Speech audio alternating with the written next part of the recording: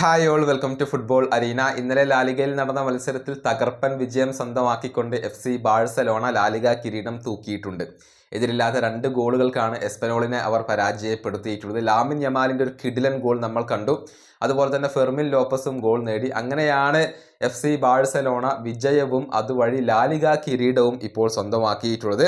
Point പട്ടികയിൽ 36 മത്സരങ്ങളിൽ നിന്ന് 85 പോയിന്റുമായി ബാഴ്സ 1-ാം സ്ഥാനത്താണ്. ഇത്രയും മത്സരങ്ങളിൽ നിന്ന് 78 പോയിന്റാണ് റയലിന് ഉള്ളത്. 2-ാം സ്ഥാനത്താണ് അവരുള്ളത്. വിജയം സ്വന്തമാക്കിയതോടുകൂടി ബാഴ്സ കിരീടം സ്വന്തമാക്കുകയായിരുന്നു. തങ്ങളുടെ ക്ലബിന്റെ ചരിത്രത്തിലെ 28ാമത്തെ ലാലിഗ കിരീടമാണ് FC ബാഴ്സലോണ ഇപ്പോൾ സ്വന്തമാക്കിയിട്ടുള്ളത്. മാത്രമല്ല ഹാൻസി ഫ്ലിക്ക് ഡൊമസ്റ്റിക് ട്രബിൾ തികക്കുകയും ചെയ്തിട്ടുണ്ട്. നേരത്തെ കോപ്പ ഡെൽ റേയും സ്പാനിഷ് സൂപ്പർ കപ്പും സ്വന്തമാക്കാൻ ഫ്ലിക്കിന് കഴിഞ്ഞിരുന്നു.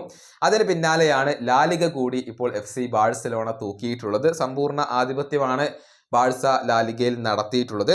ഏതായാലും ലാമിൻ യമാൽ ഇതേക്കുറിച്ച് സംസാരിക്കുകയും ചെയ്തിട്ടുണ്ട്. ഇതൊരു തുടക്കം മാത്രമാണ് എന്നാണ് ആരാധകരോട് ലാമിൻ യമാൽ പറഞ്ഞിട്ടുള്ളത്.